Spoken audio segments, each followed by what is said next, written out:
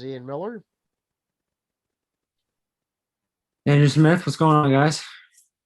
and welcome to another episode of Media Talk with Miller and Smith. Very excited to have you folks with us tonight. I also want to thank you guys for obviously the views and also the subscribers. It seems you guys really are interested in what we have to say, so thank you. And let's get to it. Okay, the first thing we're actually going to cover this week is definitely the sports. And Smith and I actually went to a Mets game. What was it? Last Wednesday? Was it Thursday? Wednesday? Yeah, it was Wednesday. hmm Yeah, it was definitely a close one, especially the ninth inning, wasn't it? Yeah, no, they had it was pretty much a pitcher's duel during the whole entire game.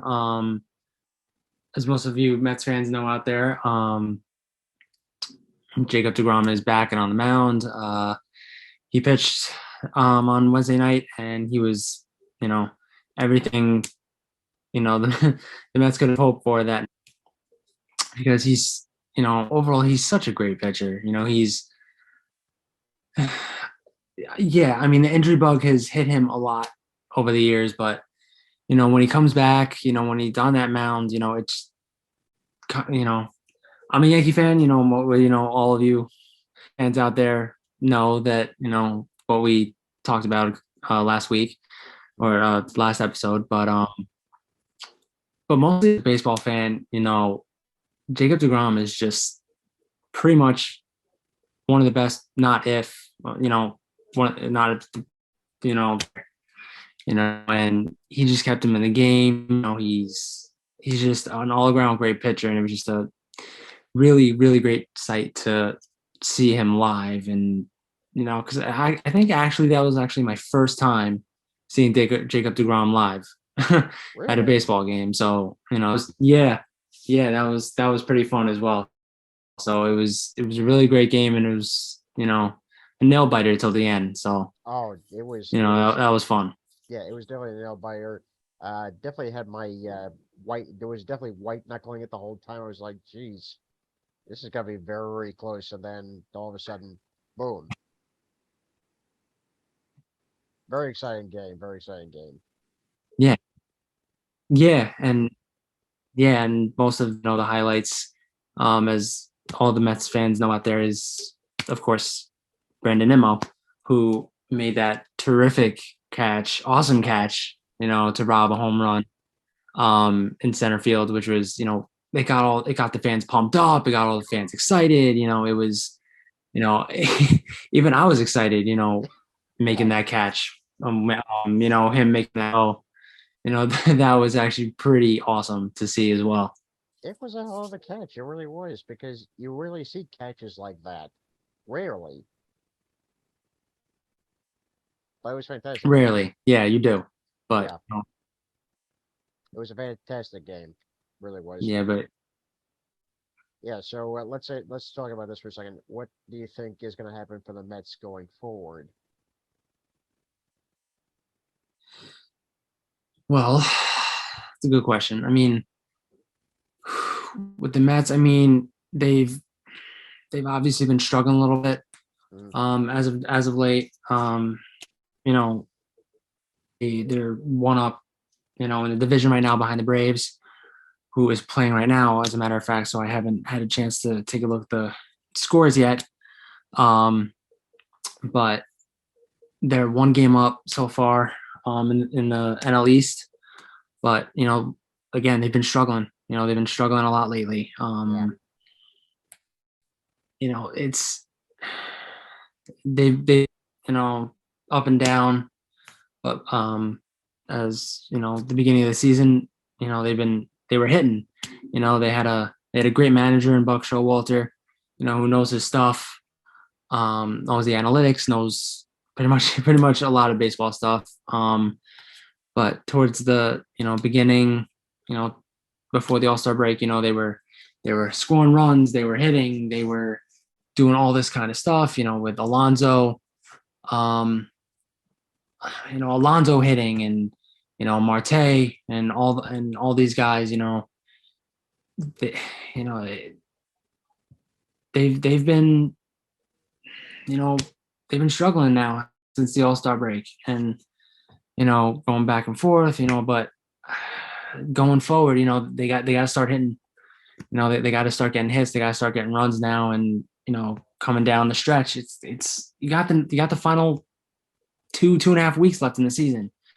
And if Yeah. they got to make the playoffs, they gotta start hitting. They got to start scoring, like I said, and and they got to keep winning, and Braves got to keep losing. So Yeah. it's going to be a tough stretch down the next couple of weeks, honestly. So Yeah, but if anything, baseball history has taught us that usually during the last couple of weeks of games, usually a few miracles can happen.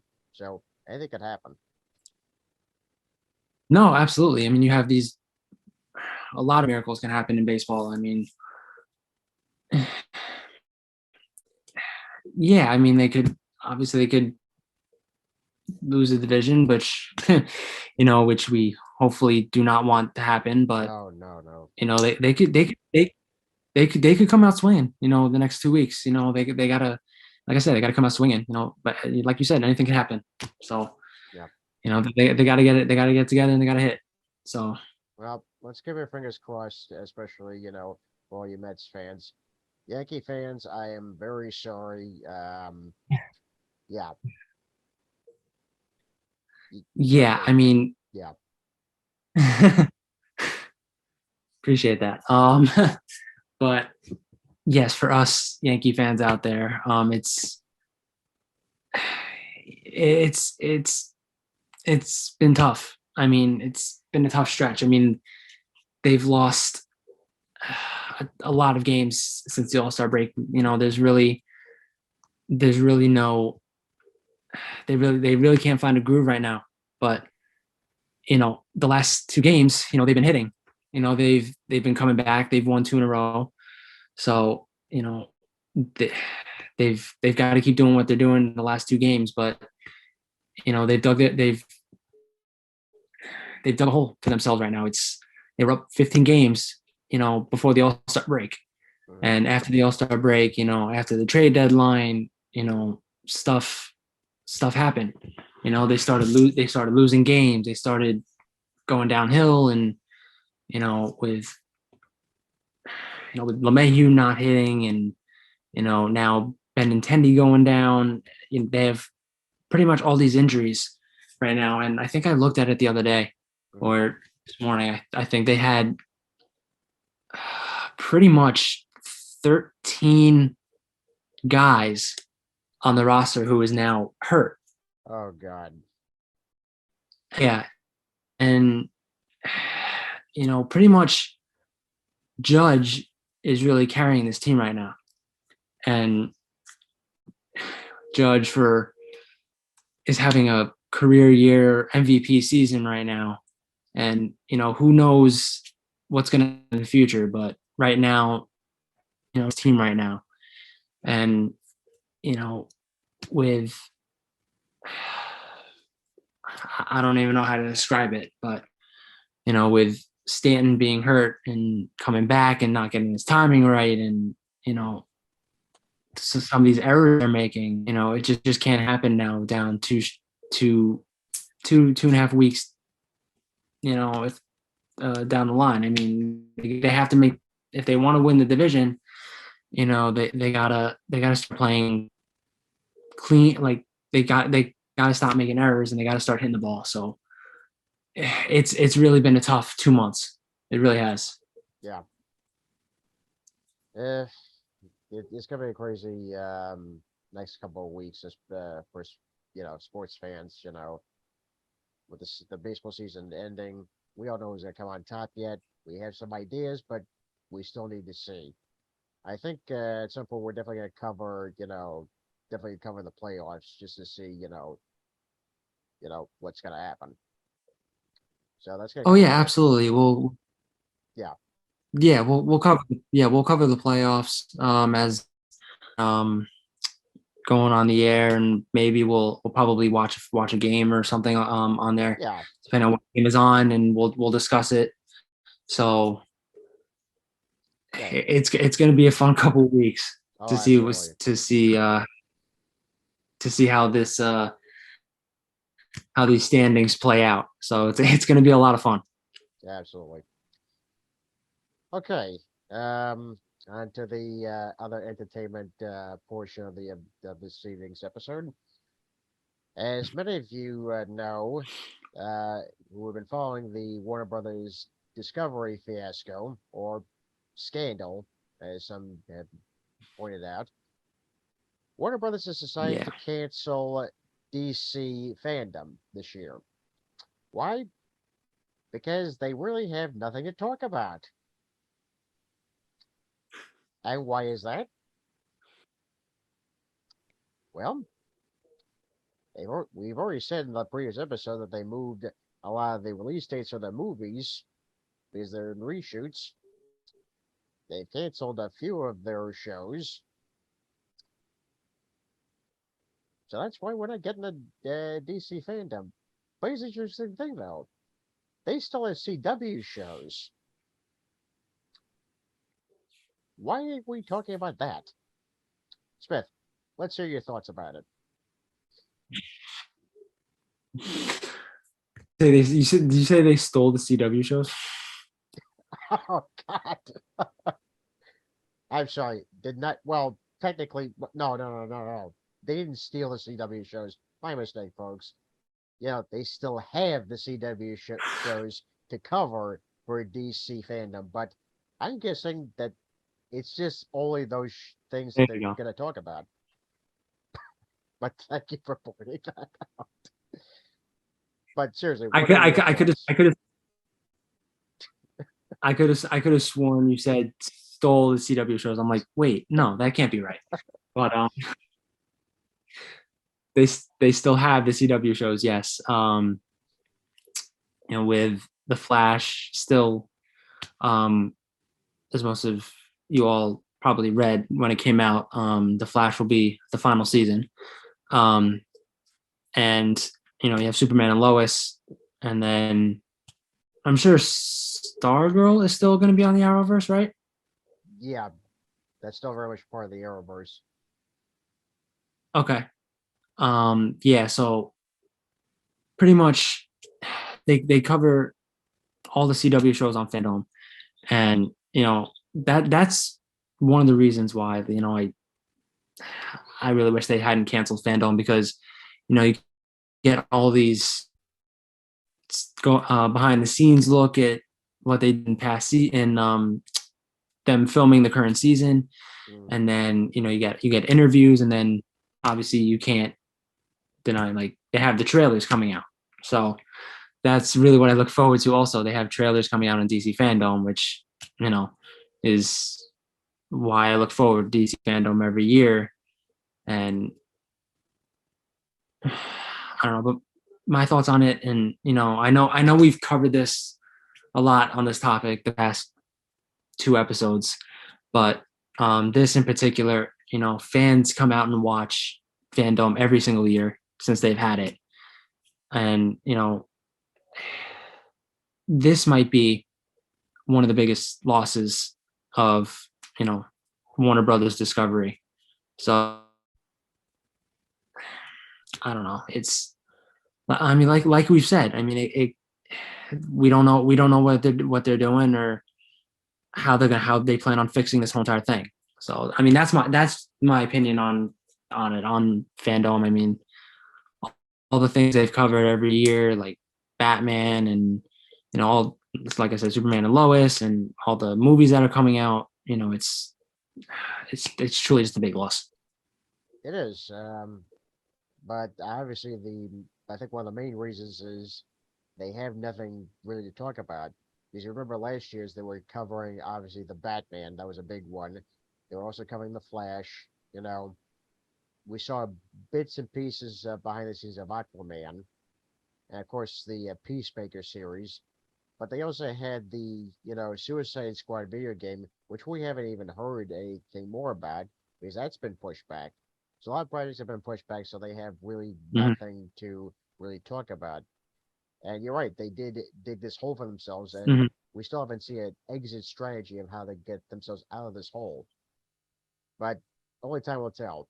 But I'm gonna say this: we're not gonna keep going back and forth on this particular situation because it's ever growing, and I'm pretty sure you guys are sick of us talking about it. But if you guys want to hear more of our thoughts on this ever growing situation, please let us know in the comments. Please let us know. Yeah, I mean, we're definitely not going to be covering Warner Brothers every episode. I mean, we just pretty much cover it as the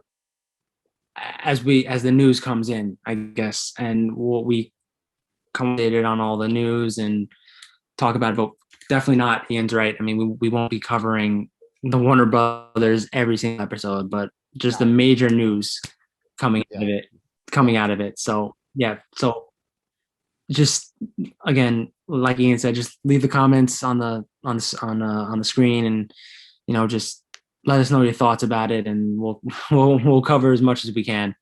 But yeah, it's a mess. yeah. And I It, read earlier, mhm.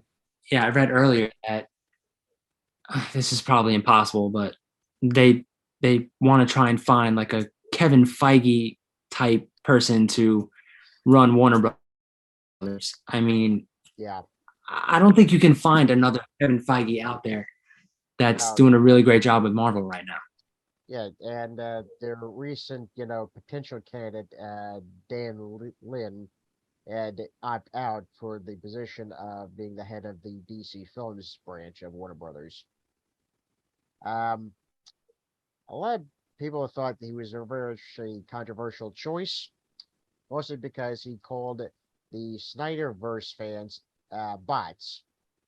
This is another thing that keeps showing up. They're calling the Snyderverse fan bots. I'm pretty much sick of the phrase. I'm pretty sure you guys are sick of hearing the phrase. Seriously, bots? As in what? Skynet has taken over the Snyderverse fans' computers. What's wrong with this image? What's going on? Anyway, we don't know who they're gonna, head up this new branch. Hopefully they'll get somebody good. I think they should actually get one of the filmmakers who's actually made a DC film for them. That was a big budget hit. You can probably get someone like James Wayne, who's done, yeah, obviously Aquaman and Aquaman 2, or other directors who really know the source material, know the universe. But again, um, that's up to them because I know, they need to get this situated because if they keep going like this, it's just going to be in aimless directions.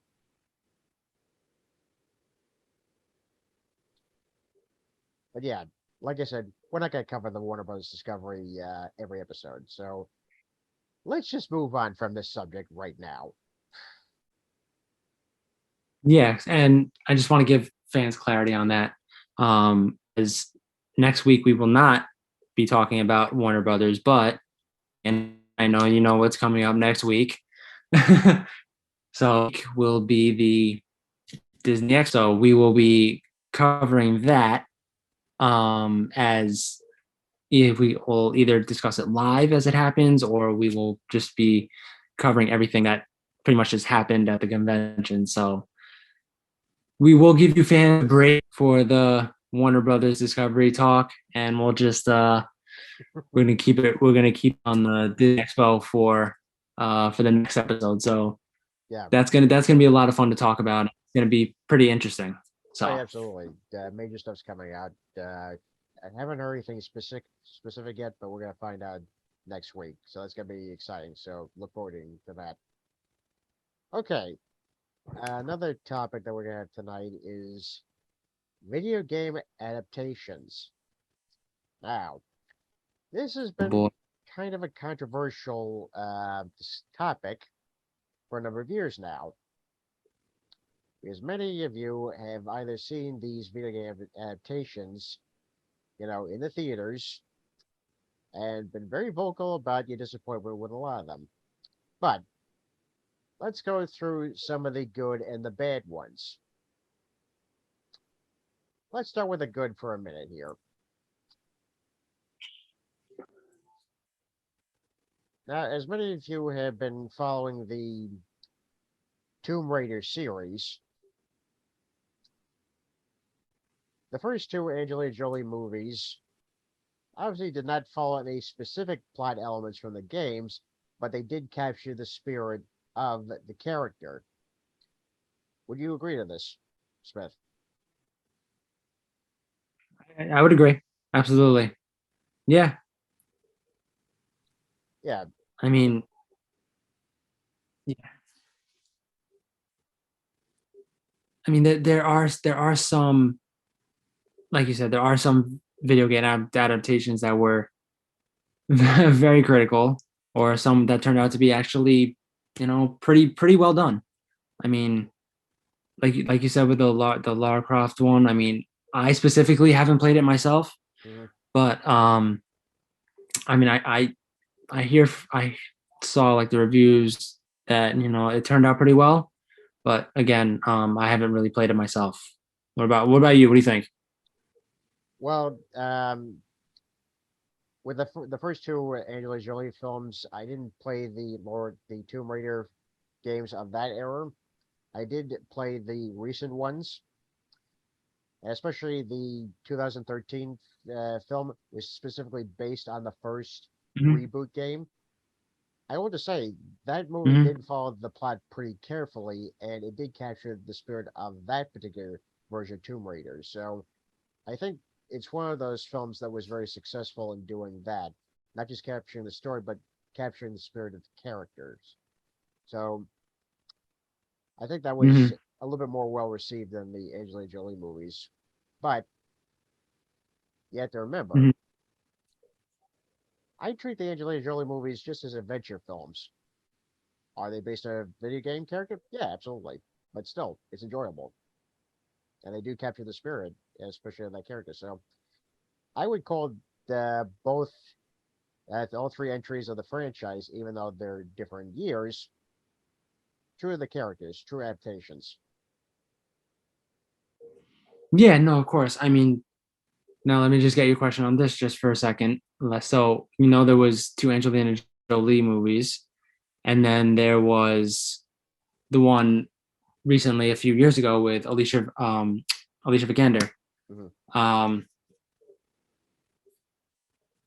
do you think there was more, like, the video game was more towards the recent version or the um Jolie ones? Well, Or do you yeah. well, I would say of the 2013 one, it's definitely more of the recent Tomb Raider video games because those are a bit more, mature. They're a bit more realistic. Not to say that the original Tomb Raider games weren't, considered realistic, but the Right. recent reboot video games had a more, it's hard to describe. It had a real life danger situations that Laura Croft is put in. So I would have to say the 2013 follows that particular Mhm. version than the Angelina Jolie films did. Right. Right. Yeah, that makes sense. No, of course. Um, right. So it was also um the one that I don't want to, I mean, it's a video game franchise that, I've played for a while, and it was the Assassin's Creed Oh, version. Yeah.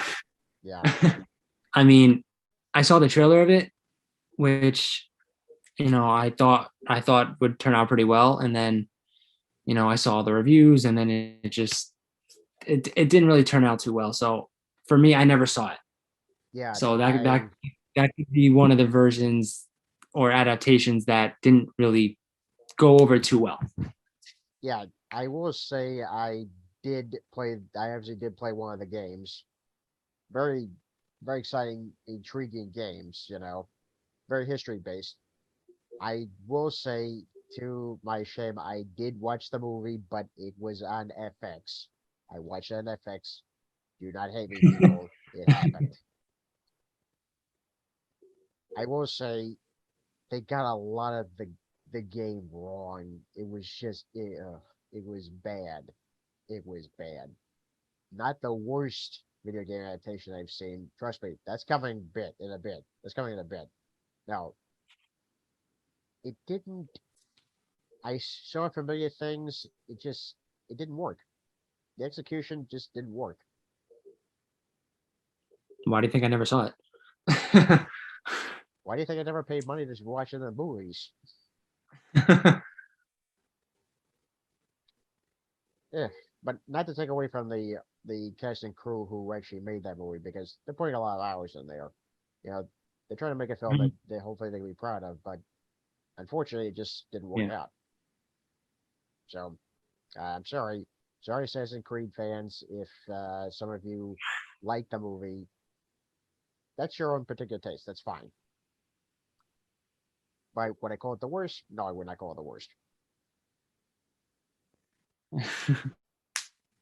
Yeah, see what that should go over to that should be my next question now. What do you think would be the worst? Are we talking single movie or are we talking single franchise? Um, let's go with franchise. Oh boy. Okay, I'm just gonna go and say it. Resident Evil. There, I said it. Okay. Now, there have been several films of this franchise from 2000s to late 2010s, 2012s, right? Yep. A lot of them have been blockbuster hits. A couple of them I can, sit there and rewatch. Not a problem. But they don't quite, get to they get to the core of, the storylines. You know, Umbrella, the zombies, the monsters. Yeah, got that. But if you're fans of the original games like Resident Evil 1, Resident Evil 2, Resident Evil 3, you want direct video game adaptations as movies. You want those movies, those games into on the big screen. Did that happen with this particular franchise? Not in the early ones. No, not in the early ones. It wasn't until 2019, 2018, during the pandemic, where you saw Resident Evil Welcome to Raccoon City, where they actually decided to combine the first game and the second game into one movie. Yeah, it sounds great, on paper, but execution, not so much. Because you're trying to marry both the different points of view of the same story, and it just doesn't work. Doesn't work. Did like some of the casting, but again, did not work. And then, of course, there's the Resident Evil television series on Netflix. There have been major complaints about this series. Let me tell you, fans have not been I happy with it. believe, which I believe was recently canceled. Yes, it was after one season. Because once again, uh, we only got, part of, the plot. We didn't get what we wanted was a direct adaptation. So, sounds like a great idea, just not good at execution. Again, if people like the show, I apologize. That is your opinion. having to sit through 3 episodes, I actually stopped after 3 episodes because I was like, this is a mess. I can't watch anymore. So I was not surprised that the series got canceled. So that particular franchise, not so good. Yeah, I mean, for I mean, like Ian said, for all you Resident Evil fans out there, it's we're sorry. Um, but sometimes it happens. Sometimes they make a video game which doesn't, which turns out great, and then they make a TV series which doesn't turn out great. Yeah. I mean, or it could be vice versa. Yeah. I am Go ahead. I'm a sorry. no, sorry, no, sorry. You don't have to apologize. I'm a big believer in the producers and studio executives should actually talk to the fans, get what they want, because of course there's the first rule of mass media: give the people what they want. But Yeah, I mean, like we what talked else? about, like give you know give fans what they want. Um, let you know hear the fans out for a change. And give them their plots, give them their stories. You know, whichever they want to hear, whichever they want to tell. But pretty much the main point is give the fans what they want. Let them you know let them be the creators, so to speak, in these video game adaptations, and see what happens. So Which now leaves us to uh, the worst video game adaptation, which ironically is the first video game adaptation. And I'm of course referring to from Hollywood Pictures 1993's Super Mario Brothers, starring Bob Hoskins uh-oh. as Mario. Yeah, fans, just to warn you, he gets a little, he he's been talking about this a lot, so just be prepared. Where do I begin?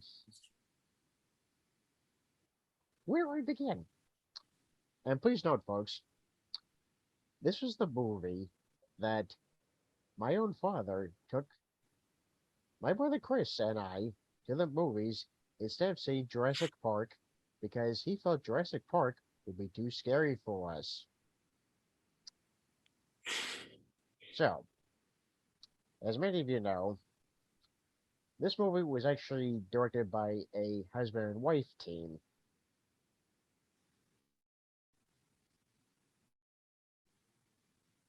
This movie made attempts to make a plot that doesn't exist in the video game.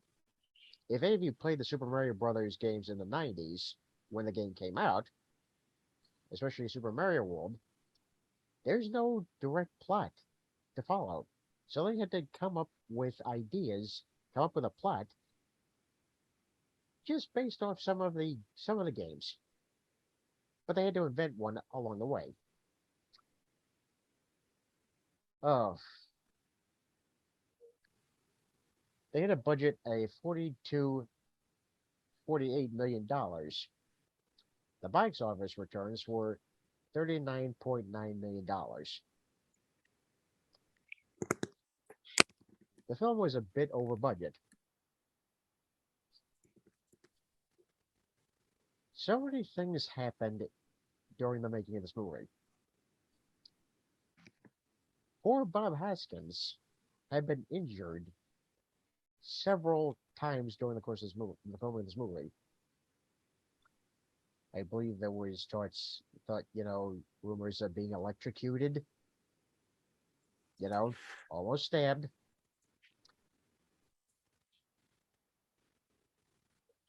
Yeah. Then the husband and wife were actually fired. The husband and wife director team was actually fired from the movie, and the DP was brought in to finish directing the rest of the movie. Now, as a kid, I did enjoy the movie. As an adult, I was absolutely horrified as what I was seeing. And I know they cast Bob Hoskins in the role of Mario because, to the viewers' minds, he's well known, especially with the younger audience, as the character Eddie Valiant from Who Framed Roger Rabbit. So the producer said, let's get Bob Hoskins to do it because everyone knows him from Roger Rabbit. Yeah, it didn't work out. It really did not work out. Um, I the film there is a love of the film with some fans. A good portion of the people that did watch this movie didn't don't like it.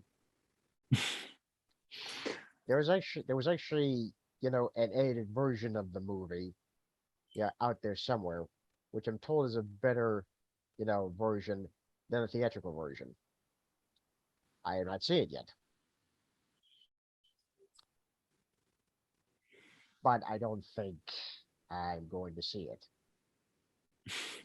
And apparently, in a 2007 interview, Hoskins says the worst thing I ever did, Super Mario Brothers.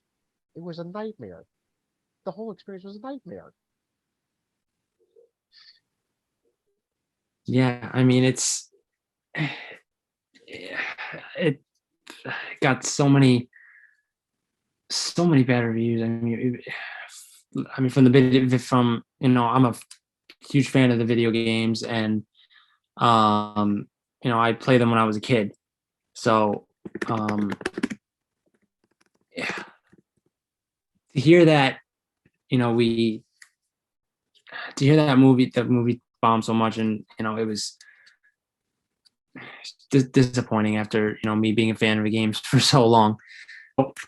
I mean, being fans of the game for so long, it just I never saw the movie, but I heard it was just a really bad, box office bomb, and it's just disappointing. Like Mario fan that just it was a box office bomb, and it. I mean, you know much more about it than I do because you saw it. Yeah, So, but just being a big fan of the video games. yeah. I will say though, there are definitely fans of the movie. You know, there are definitely fans of the movie out there because there is now a fan site that has Super Mario Brothers movie archive. Yeah, so there's a fan base out there. There is a fan base. In fact, the creators of that fan site actually teamed up with one of the original writers, was one of the film's original writers, to come up with a fan web comic. Because as many of you know, at the end of the movie, there was a scene where there was going to hint to a potential sequel that was never realized. So they Mhm. decided to take upon themselves to you know create a webcomic sequel. And you can actually find it somewhere online. Yeah, I But mean, yeah, go ahead. yeah, no, I mean, just would you have? And here's a question that if you fans want to chime in, leave a comment at the bottom. Would you have wanted a sequel to the 1993 film? Yeah, just to see where it would have gone. But I think it just you know it damaged Mario's movie career at that point. That Hmm. he wouldn't be considered doing another movie for another 20 plus years. And now Yeah. we're actually getting a animated adaptation with Chris Pratt as the obviously Mhm. Mario. So I'm glad they're doing the animated version of this because I think it does need to be an animation. I mean, can you imagine Chris Pratt in a live action Mario suit? No, not live action. No, no, no, no, no. Animation, yes.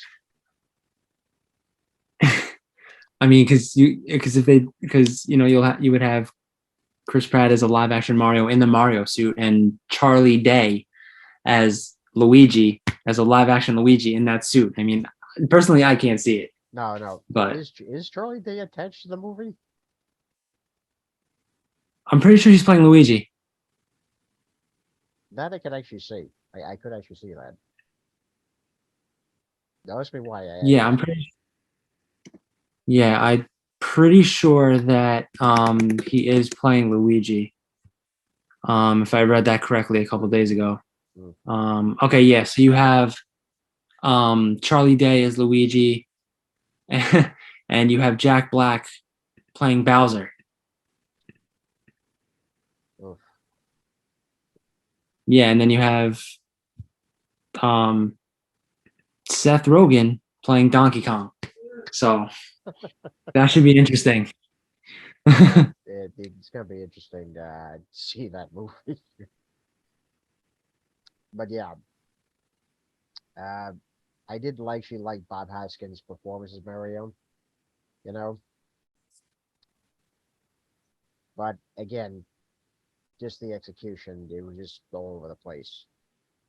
Hmm. So I would say that's the worst of the video game adaptations. I would agree. I would agree. And then there is, I guess, yeah, there's probably one more video game adaptation that you and I are both familiar with that we've played over and over again, which movie came out just recently Yes. in 2021, I believe. That was Hmm. in December, which was, and if I'm sure a lot of you folks out there are a fan of this video game series, which is, of course, Uncharted. Um, with Nolan North as Nathan Drake in um, the video games, which for me, I think is one of the best video game franchises out there. Um, and then in the movie adaptation that came out last year in December, was it? It was December, right? Yeah, it was December. Yeah. Um, December. It was you had Tom Holland playing Nathan Drake, and you had Mark Wahlberg playing Sully. And at first, when they announced the movie, I wasn't really sure on how it would be with Tom Holland playing Nate and Mark Wahlberg playing Sully. But once I saw the movie, and as the movie went on, I kind of got familiar with. I kind of got, you know, it was. I think they both did a great job as their characters. Yeah, I think going into it, we both knew it was never going to be you know, a direct adaptation of the video game, at least the first one. We both kind of knew this. And just the performances, just seeing the first trailer, you're like, well, this guy either be good or this guy either be bad. We don't know. We're just going to be in for the ride. But going into the theater and just actually watching and experiencing the movie, you're like, okay, I'm seeing Nate and I'm seeing Sully. And this is pretty much at the start of the treasure hunting careers, if you will, especially for Nate because he's definitely the youngest of the two. And I think the way Tom plays Nate, flawless, you know, because Nate is very, if any of you's played the game, Nate is very cocky, very unsure a lot of times, but when he's onto something, he doesn't let go. But he's got a good heart. He's very good natured. I think Tom plays that very well. No, I agree, and not to get him confused with Spider-Man and everything, with because those are obviously different roles. Yeah. But I kind of saw a little bit of Nate when Tom Holland played him. Mhm. Like you said, kind of that cocky. younger Nathan Drake. I mean, it was, I saw a little bit of Nolan North in there, kind of a little bit, but no, I mean, I thought that one actually was pretty well done. And then obviously the real Nathan Drake appeared in the movie, so that was a pretty cool sight to see. Yeah, loved seeing that, especially when you hear his voice. You're like, wait a second, that's the real Nate Drake. Yeah, Yeah. and they include one of the action sequences, from the third video game. Obviously, the hanging out of the airplane sequence. Hmm. So that was in the movie, and that to me is exciting. You see, okay, you're taking one particular part of the game, you're putting it in the movie. So I'm like, okay, you're off to a good start here. And the movie opens up, Hmm. in that classic Nate Drake situation where, you know, you're in the middle of the movie, but then wait a second, you gotta go all the way back to the beginning to see how he got into this situation in the first place. Because that's very Hmm. reminiscent of the video games. Because you remember Among Thieves, he wakes up from the train crash Hmm. in the opening. And of course, in A Thief's End, he's in the boat with Sam being chased. Not being chased, but the storm's coming in. Hmm. So I'm glad they did a homage to that. Very glad they did a homage to that. And the whole sequence with the boat, with the ships, hang in the air. That's like if Uncharted 5, the video game, came out, that would be a sequence in the video game, don't you think? Yeah. Yeah, absolutely. I mean, I mean, I would hope for, I'm sure we would all hope for Uncharted 5, you know, and but just going back, I mean, like you said, it was in the video games, very well done on how, at first, he's at one spot and then they go back to the very beginning to see how he actually got there in the first place. Yeah, So, yeah. We also saw another character from the series, Chloe Fraser. You mhm. know, Yep. I think the actress that they chose for that was very talented and very on spot. I would think in that portrayal. Yeah, absolutely. I mean, I would, if they eventually do a sequel to the movie, which I hope they do, now I think you kind of have to see how he meets Elena, Yeah, and then go from there, like how he meets Elena, and then how he gets to the ship in the beginning of the first movie. So you know, I would think, that would be one of the things I would be very interested in seeing, how they explore, yeah. if they even explore it. Well, I think they're gonna explore it because the movie made a lot of money. You know, So I think the sequel is definitely going to be announced. I don't know when it's going to be announced, but I think it is. Yeah, I think it's going to happen. But yeah, I Hmm. think they should do the first game as the sequel, and you should meet Elena because let's face it, the fans, ourselves included, they we love those characters. We love that relationship because it does grow through each of the games, and eventually, you know, they get married and eventually have a daughter. But we love Yeah.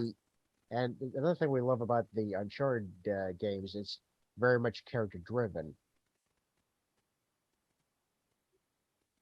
Yeah, absolutely. Yeah, no, definitely. I mean, you see Nathan in the first movie, like being all, cocky and, just all that stuff. And then you see really, as the games go on, how he's matured, Yeah, how he's grown. I mean, yeah, still treasure hunting, but, yeah, I mean, he's still obsessed with, all this treasure hunting and all where Francis Drake ended up and stuff like that. But you know, to my main point is that you see as the games go on how much he's matured as a person, and given what is it, since the first video game. Yeah, he's actually let people in. He's let Elena in. Mhm. Even though we're not sure what happened like in the beginning of the third game, how they separated. We Mhm. don't know how that happened, but yeah, at the end of it, at the end of the game, he's like he needs people. He needs people, to be with. He needs someone to he needs something to be a part of. So it's very exciting, and it was very exciting to hear the announcement of the fourth game to see, okay, where's this relationship gonna go next? And I was like, you better not break them up again. I swear to God, you better not break them up again. I was Yeah, I so mean, we've already had two breakups. We've yeah, already had two breakups already in the film and the video games. But yeah, just going back, you see them married and in the fourth video game, and and then him reconnecting with Sam in the fourth movie, thinking that he was dead, and we never actually knew in the first three video games that he even had a brother. So I thought that was pretty a pretty good plot twist for Nate. yeah, absolutely. And it also is in the movie as well. Obviously, start to see the Nate and the Sam relationship in there, but towards the end of the movie, there is a end credit scene where you see Sam in jail warning Nate. So I think the sequel is definitely going to happen, but where does it go from here? We don't know. And if hopefully there is, but if there is an Uncharted 5, the question is, will he come back as Nate, or will it just be a totally different thing like they did with Chloe in the spin-off video game? Which I'm told was very good. I haven't played it yet, but am interested in playing it because I've been hearing good things about it. But who really knows? Would you guys be up for Uncharted 5 with Nate and Elena? Maybe the daughter? Uh, please let us know in the comments. And if you think there is going to be a sequel to the movie, what do you think it's going to be about? Are they going to do the first video game or just create an original story? So please let us know in the comments. And as always, if you like our show, want to see more of our episodes, hit the like button and subscribe. Yes, absolutely. And I think, you guys should maybe in the comment section, maybe list your top 5 video games Absolutely. that you've played, and top 5 video games that you've played, and leave it in the comment section. We'll go over it, and we'll probably most likely talk about it in the next episode. So just leave your comments in there, and we'll go over it. Yeah. And don't forget, next week we're gonna be covering the Disney Expo. So it's a lot fun stuff to look out for. Uh, Probably gonna try to do it live, but if not, we'll just do our reactions to certain things.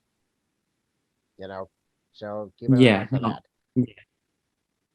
yeah, absolutely. And we'll keep you fans updated on this, but we may have a guest on next episode, so we'll keep you updated on that, um covering the expo.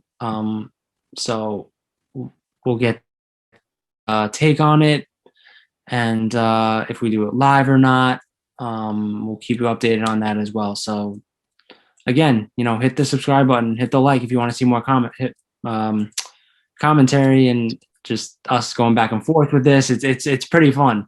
So just Yeah. keep watching the video, keep hitting like, keep hitting subscribe. I mean, it's a fun time.